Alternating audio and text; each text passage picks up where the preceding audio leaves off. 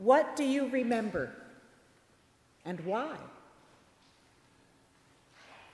From the time I could read, I was obsessed with poetry, and I was blessed with an Aunt Nancy, whom we called Nanny, who lived nearby, and she was a 7th grade English teacher. She read and recited poetry to me and helped me memorize poems as part of our fun together.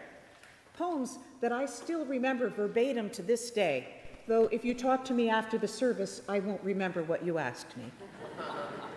Friends, I am one of your priests, and I know these poems better than I know Scripture, for sure. The morns are meeker than they were, the nuts are getting brown. Listen, my children, and you shall hear of the midnight ride of Paul Revere. Whose woods these are, I think I know. His house is in the village, though. They're all in here. But even more than remembering Nanny's poems, I remember my mother sitting up in her bed in the evening reading her poetry book. A woman with 6 children, peacefully reading her poetry anthology in bed before going to sleep. Imagine.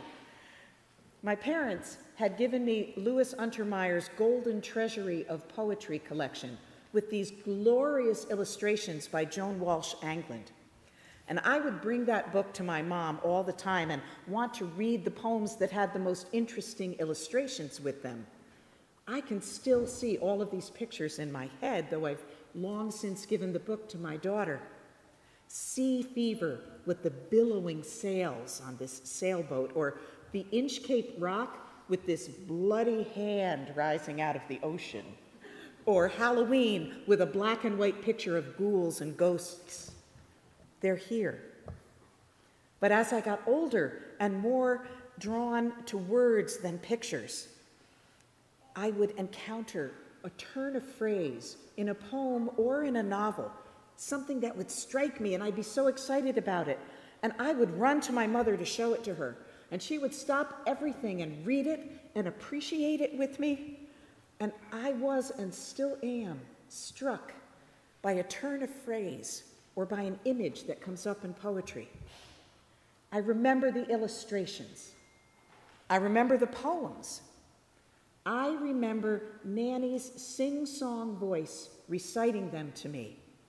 And I remember my mother's quiet, keen intellect and appreciation of words.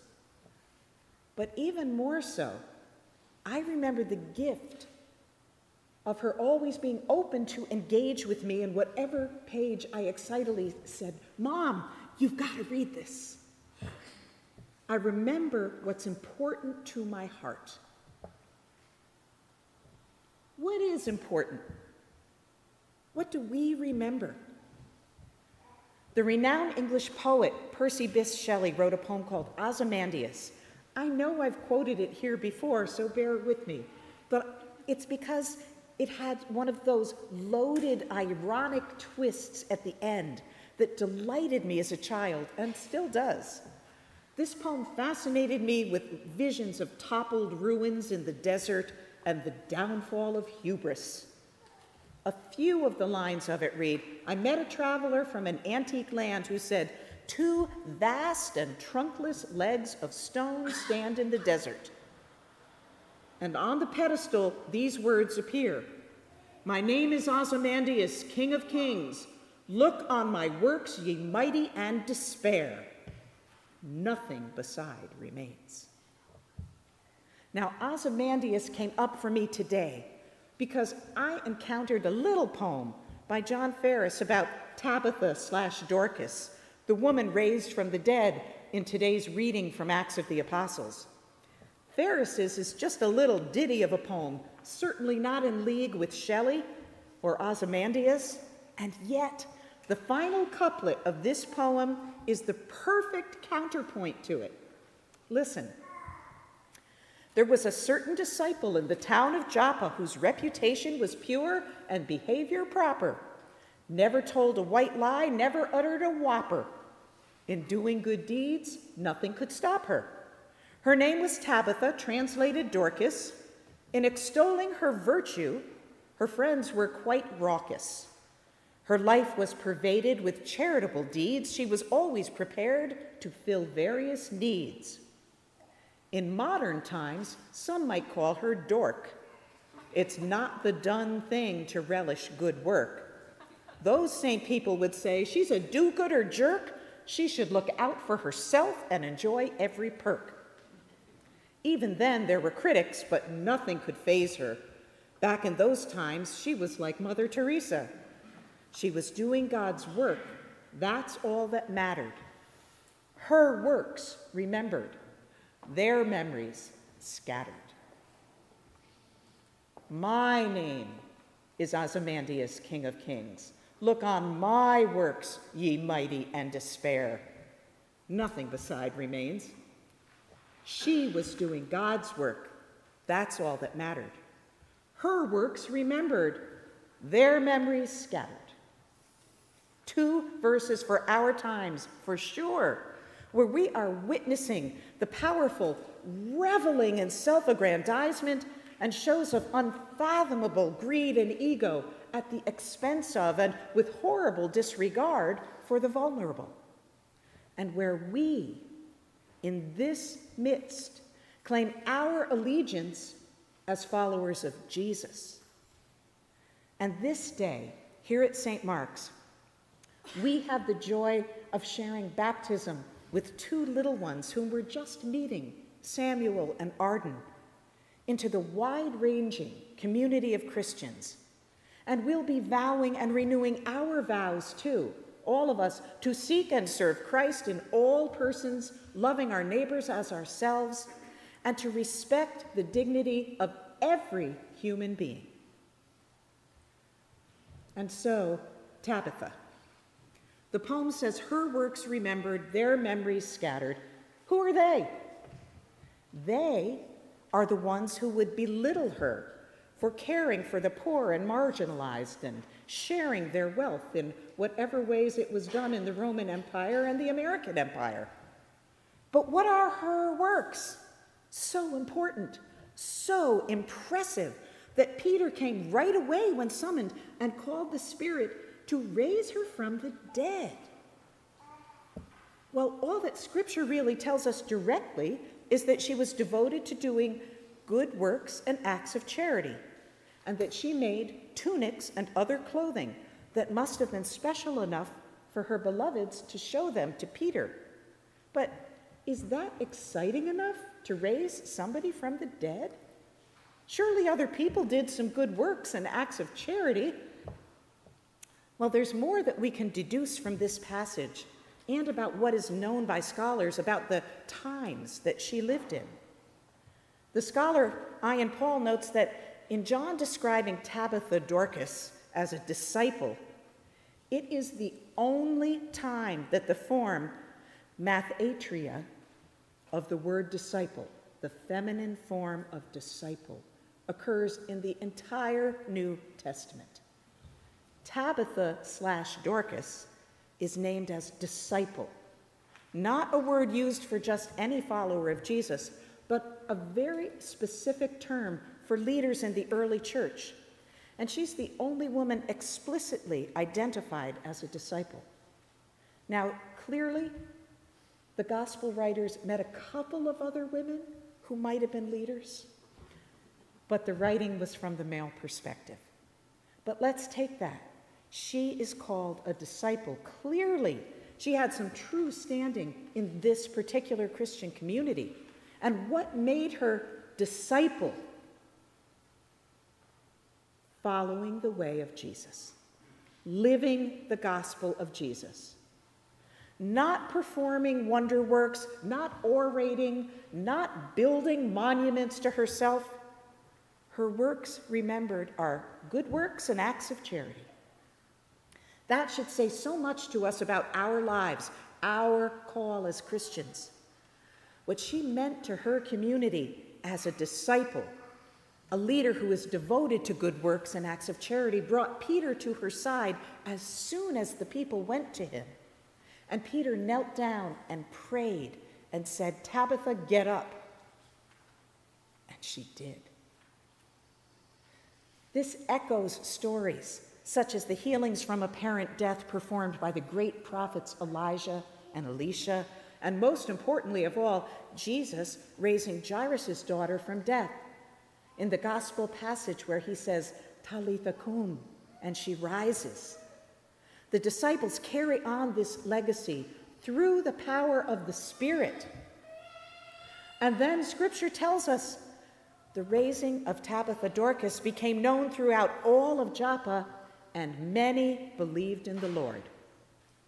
And for all the aspects and parallels of this Scripture story that we could unpack, that one is the key to Luke's writing in the Acts of the Apostles. How the continuing ministry of Jesus is now the work of the disciples to spread Jesus' message and bring people to him, to remember what is important and to tell it. The writer of Acts is the same Luke who wrote the Gospel according to Luke. The Gospel is about the life of Jesus. Acts of the Apostles is a kind of part 2, giving a detailed report of what happened to some of Jesus' early followers as they carried the message about Jesus out from Jerusalem and into the hinterlands of the Roman Empire. They did this so that people would know and believe. That message of Jesus, that message is a message of change of mind and heart and action, away from the values of the empire to following a Christ-like life. Tabitha did it through her good works. Peter showed the power of the Spirit to bring even the dead to life. That's what's remembered, and that's what matters. Notice, Peter did not march in and proclaim his own greatness and his power to raise Tabitha from the dead. No.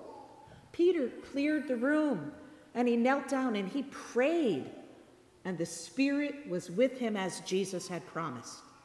And the Spirit was with Tabitha, and the Spirit was with the people who loved her and shared in her work and vision and sent for Peter. And friends, the Spirit is with us as we do the same work. In that vein, the preacher Brian Bill asked a provocative question. He said, I wonder if Tabitha was raised because there wasn't anyone else who would get up and take her place. Huh. What if there were no one else but you? Because, friends, in truth, there is always no one else but us. Each and every person is called to love and good works this way. You and I. No one is given license to slough off the work that's needing to be done. We are the disciples, that word, called to do good works that show people what the Jesus movement is in the world, what the saving love of Christ means for each and every person. Whom should we ostracize? And which poem is going to describe our work in the world as disciples of Jesus? Are we going to buy into this Ozymandias culture and our legacy become crumbling relics to vanity and power lust? Or are we going to worship the real King of Kings and take care of each other? Reading the story of the raising of Tabitha in this Easter season reminds us how we are an Easter people. We're a resurrection people. The book of the Acts of the Apostles is Luke's telling of what the followers of Jesus did after Jesus rose from the dead and ascended to heaven. It's how they carried on his mission and how they spread the word and changed the world. It tells us how early Christians lived out their faith with Jesus no longer physically beside them, like the world we live in, and how living it out changed them. What if someone wrote a book about our acts as modern-day Christians? Would they see the Spirit at work and be inspired to live like Christ? Would it change the world? What will people remember of our actions in these times? Tabitha's people were eager to show Peter tunics and clothing that she had made. They were a piece of her creativity and her handiwork and her care for others. And now it was her gift left to them. These things that their beloved Tabitha had touched, that carried her memory in a direct way. We come to this table, to the Eucharistic meal, to receive the gift that Christ left to us, more than a piece of memory, his own body and blood. His words, "Do this in remembrance of me." Those words tell us what is important. Jesus didn't build monuments. He gave us his very self in ordinary bread and wine. When we remember this and partake in this holy sacrament, we're strengthened to be Jesus' disciples going out into the world. We come to this baptismal font, remembering our own baptism, remembering what is important, that we go down into the water with Christ, but we rise with him in resurrection. The rising is glorious. The work is hard. Discipleship, we have to be upon it. We have to remember that's what's important. But like Tabitha, we are always, even in our own personal or communal dark times, being called to rise. Every moment we are called to rise with Christ. And we're called to do Christ's work as she did, and to remember what's important.